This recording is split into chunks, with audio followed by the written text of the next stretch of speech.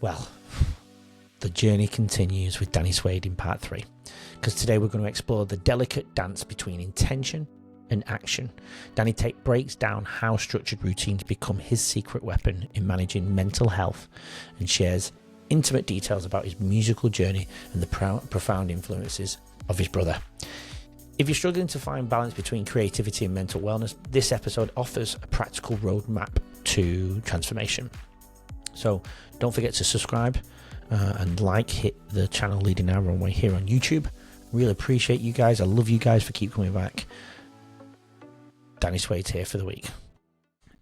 I have a negative view of the status quo and the paths in society like that. But as I'm getting older and wiser, I think that really those predetermined paths are kind of a marvel of modern society, and amazing that our society and our culture, and we've created these paths for people to go down, right? That people who maybe don't know what they want to do or whatever have these like predetermined paths that they can go down to build a life and a family and for society to function. It's kind of amazing, right? And so I don't want to be like, those are bad, you should never like do the normal thing, right? I think for some people it's great and it's a blessing, and a lot of people in the world would be like, I wish I had a predetermined blueprint to go down, so it's not bad. But for me, I think if you're creative and you're passionate, swerve off the track, baby, go, do your thing, and there's really, the possibilities are amazing, So where did you question everything come from then? I think it came from the anxiety thing, right? So for whatever reason, I feel like I was just baked with more anxiety than the average person, right? I'm just anxious and worried all the time. So this is a guess. I'm not fully sure on this, but I think because of that, it caused me to analyze everything deeply, because if I understand the situation, I can control it and predict what's going to happen and be prepared, right? And avoid negative outcomes. So that's why that's kind of curiosity. Everything, why is it like that? Why is this that way? Why when that happens does this happen? So it causes you to be so cerebral and curious about everything. And so being young and curious about everything, I question, why is everyone doing that? If there's something we have to do or that I don't want to do or that I'm worried about, I'm like, well, why do we have to do that? And why is it that way? And I would just naturally question it, I think, to understand it and try to control things. And then that just kind of became a tenet of my personality, which is one of my greatest strengths and one of my favorite things about myself, but also a weakness. I'm working on it, and it is what it is. But maybe you shouldn't work on it. It works for you. I think it's one of those things where I have to. There's ways where it's very negative for me, and there's ways where it's very positive. And basically, I have to learn over time. I'm learning to identify the negative areas and tamp it down, and identify the positive areas and let it rip. So it's just kind of getting that balance. Is it's like most things. It's it's a balance. So that's what I'm finding. For sure. Yeah. I mean, anxiety usually though from a child, for you, was it a learned behavior? Were your parents or any siblings anxious or? Dude, I don't know. I think my mom related to me. I think she said she was kind of the same way growing up. So I imagine it's mainly genetic, and it's not uncontrollable. I've never had panic attacks. I get close sometimes, I think, but I'll get my heart going but over nothing, but yeah. I think it's just kind of genetic. I think it seems predisposed, and I had an amazing childhood. Never really had any trauma or anything crazy happen. It's just been smooth sailing.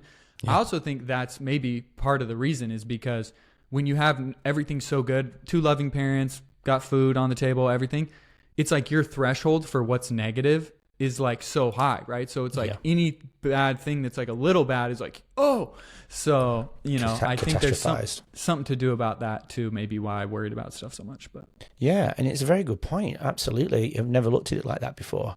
I completely agree. And with the genetic side of things, you could actually do, I've been studying and reading and listening to podcasts, but you can do gene tests, and certain genes that you inherit could determine that you could be depending on what code comes back, if it's EE or I can't remember the exact codes of the certain genotypes, but out of your 19,000 give or take genes, they're all coded. We now know that every gene is coded. We know every code. We know every gene. There's none left to discover. Wow. And depending on the results of those genes and which ones you get tested, you can find out if you're predisposed to anxiety, depression. Wow. I'll have and to so look on. into that. That's Yeah. crazy. Yeah. It's phenomenal. I want to do, I've done a gene test on my son.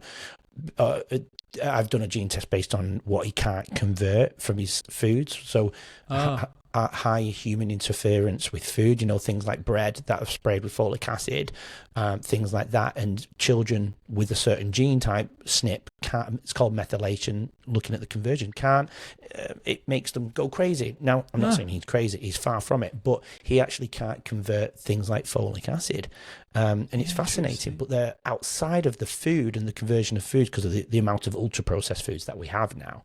And I know we're going off track, but there are genes that can result in. So, for example, if me and you're in the same car crash, depending on our gene type, you could walk out of it going, "Oh God, that was a terrible experience. Fuck, damn." And a few days later, you kind of move on. But I could live with it as a very traumatic experience, and that could be based on the expression of that particular genes. Interesting. Fascinating. Man, that is fascinating. Yeah, it's crazy. That's how and why we respond differently to different things, and that's why I think it's really important that we recognize there's no ranking on trauma. Everybody reacts to trauma differently, and it doesn't mean you're harder, you're softer, you're weaker, and so on. It's based on our genetic codes, and I think if we can have the roadmap of our bodies and our genes, we can better prepare ourselves. And I think some of those things that's a reoccurring subject is the things we do in the morning to prepare ourselves for the day, to prepare ourselves mentally and physically and emotionally, so on. So then when something does come negative our way, we're probably better prepared for it more than the next person if they're not doing it. I think that brings in nicely actually to what I was going to come back to, and we will come back to your journey from childhood because I'm really interested of why and how you got into music. I think that's fascinating too. But why do you think then we should talk about your morning routine? Why do you think it's important that you share your morning routine with us? I guess it would depend on what your goals are as a person, but I think for me, the reason I do it is because it just increases my ability to function well. So well. It's like that's how, and two, there's so many, it has so many benefits and there's so many parts to it, but I spend a lot of time thinking about like who I want to be and how I want to be, right? And so with the morning routine, a lot of the things that I have in there are focused on that, right? So for example, reading is just part of my morning routine every day because I want to be smarter, right? So I'm like, okay, if I want to be smarter, I got to learn. So I'm going to do it every day in the morning. And the thing about a morning routine is like, for me, when I wake up and I'm groggy and I'm like rolling out of bed, it's easy to just hit the morning routine, right? There's not a lot of deliberation. I just know what I'm going to do and I just boop, boop, boop. And I knock this stuff out of the day with like zero friction, And so that's how I think about it. And it just sets me up. And I do an evening routine too now. And it sets me up to be able to do what I want to do better, Love it. And all those pieces have their own place and function. But I think in the morning, it's easier to do them, in my opinion. I agree. No, I do agree. And there's, a lot of people have routines with exercise at night, but I actually think that changes my sleep patterns. And some people go, well, that doesn't really affect my sleep. But the question to them is, how would you know if you're going into deep sleep, for example, if you're not monitoring your sleep? Not that you should, because I got obsessed with monitoring my sleep. It became unhealthy. So I stopped monitoring my sleep. And I got rid of my Whoop too. Got 23 minutes of deep sleep. Yeah. Same. And I'm like, I nailed it yesterday. I felt so good and I did everything. I went for my walk. I walked my dog in the morning. I lifted the weights, did the Copeland. Why am I not getting more deep sleep? That is not healthy, and I don't advise anyone to do that. Same. However, I do think, I know somebody who has 3 coffees at night and they say they fall asleep beautiful. I'm like, yeah, but your brain ain't going into deep sleep with that much coffee at night. Hell no. I don't, alcohol knocks me out. I sleep like a baby. Eating food too. Oh, don't even get me started. Yeah, I don't eat past noon usually. I cut it off at noon. Oh, interesting. So my routine is different. I don't eat breakfast. So after dinner, I don't eat till lunchtime the next day. Interesting. Okay. And then I have a window and I'll eat at dinner at night with the family, preferably whilst it's still light before it goes dark. And then because obviously melatonin with glucose, you've got the 2 separate systems just kind of, I suppose, clashing together. And I want the 2 systems to finish and actively work appropriately. The digestive system finish before it goes dark, so that then the melatonin can come out and do its thing to help me going to deep sleep, a hot shower at night, Nice. I do my cold plunge in the morning and so on. Nice. But people have heard my routine. Let's go through yours then, because I love it. Okay, so the first thing, which I don't do this here because these AC units, the remotes are broken. Whoa, fireworks. That's so crazy. Sorry. Okay. The fireworks is just gone off on the screen. AC You're on Apple and units you can't see it. So the AC units remotes don't work. So you can just turn them on and off like with the button. But usually what I do is I set my AC to be really cold all night, and then I have it turn off an hour before I wake up. So the temperature naturally increases, and I wake up. Dude, it's such a life hack. Like, it makes waking up so much easier. Definitely. Just total life hack. So anyway, so I do that to wake up with my alarm at 5. And then I come out here and open the blinds, and I do some stretching. So I have like a little stretching routine I do that's mainly like gravity based. So it's like I'm not having to struggle. I can just hang or just like lean and Can do you give these us stretches. times attached to this, by the way? I don't know. I put on jazz music, and I just go through the routine. So I would say the stretching is probably 10 minutes maybe. It's really low key, and some of it's active too. So I do like leg kicks, and I do like twists and like swing my arms around to get the blood flowing and just wake up, right? What time is this in the morning though? So that's 5 a.m. So I wake up at 5, and I just kind of put on my jazz music, my like soft jazz music, and I do some stretching. And then when I'm done with that, I do a 15 or 20 minute meditation. So I switch the music to meditation. I do just mindfulness breathing for about 15, 20 minutes. I kind of go back and forth, but do that. And then I get my iPad, and I have a whole like thing on my iPad that I do, which starts with a gratitude journal. So first thing, I just write 5 things that I'm grateful for that have to be specific. I can't repeat it, and it can't just be like, being healthy or like, it has to be like a specific thing. Give us one. Can you give us one or give us a few? Let's see what I got. Yeah. Let's see what I got This today. is really the key aspects that I want people to take away with them from this podcast, you see. Yeah. So, okay. Recently I had this idea for monetizing my blog that is a cool idea. So I was thankful for that. One of my friends that I talked to recently. So I said him, dude, so a few nights ago, there started being these termites in the wall, in the wood, that I can hear when I'm laying in bed, right? I can hear them biting. And I'm like, oh, and sometimes they're super loud. And if I go, ding, ding, ding, and I knock on the thing, they stop. And I go back to bed. And so I wrote termites responding to banging on the wall as one of my things that I was thankful for, because if they just kept gnawing on that all night, I would have went crazy. That's brilliant. A new song that I wrote. I came up with a new song just randomly sitting on the couch there with my ukulele.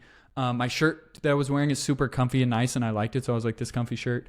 A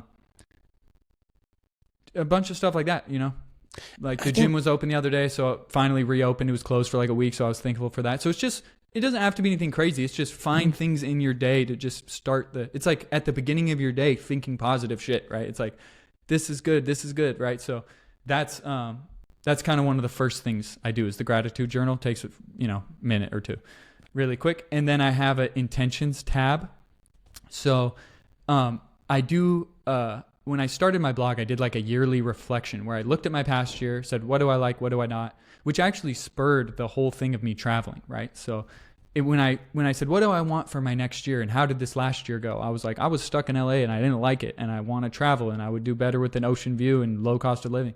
Wrote all this stuff and had all these intentions. And then a year later, I went to do it again, and I was looking at the intentions, like make music with an ocean view, live in a low cost of living country, etc. And it was like all real. And I was like, wow. I set these freaking intentions last year, and I'm sitting here doing it again, and all this came true. I was like, this is crazy.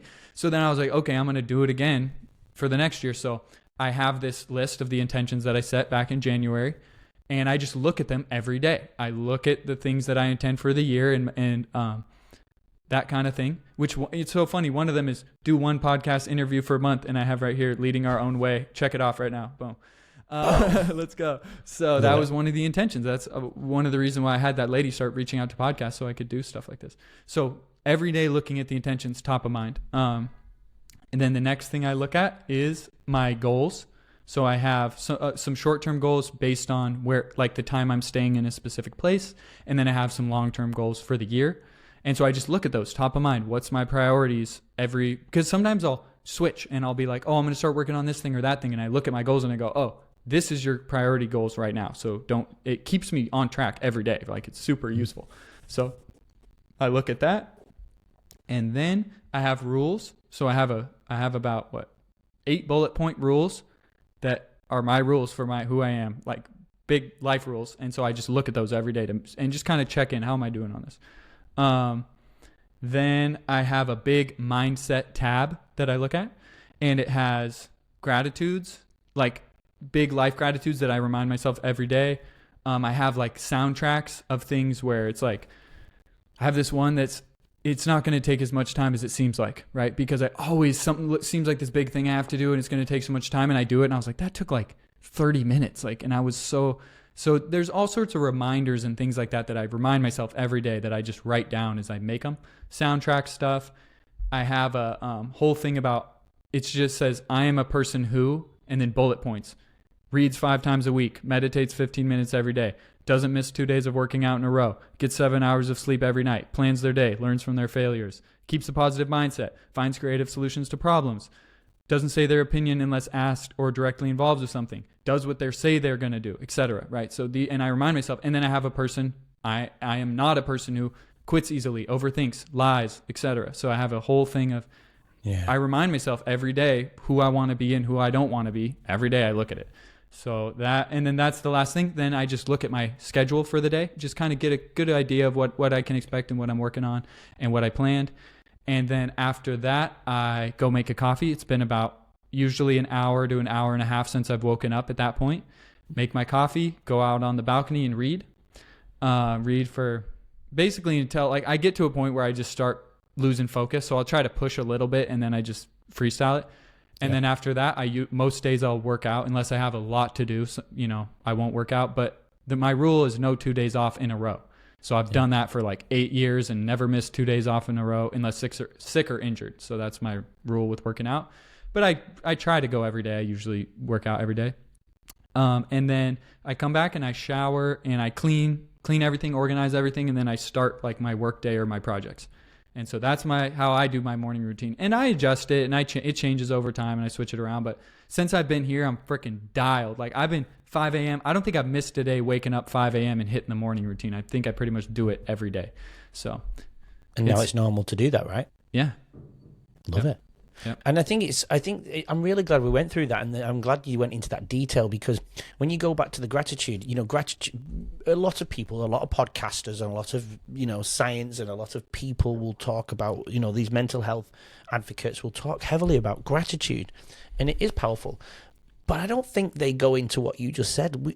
It could be just those very simple things of acknowledging the tiniest of things that happen in the day, or you know what I mean. People, I think, get these grand gestures, like gratitude for my children being healthy. It doesn't have to even be that big. That's that's pretty big, right? Of course, we want our children to be healthy, but it's understanding the miniature. I don't know if that's the right word, but the tiny things in life. And I love that. And I think too, there's this other thing with gratitude where you can get in a habit of finding gratitude in the things that you would normally be mad about or something like that. So, or like that suck, right? So like, for example, let's say you get in a car crash, right?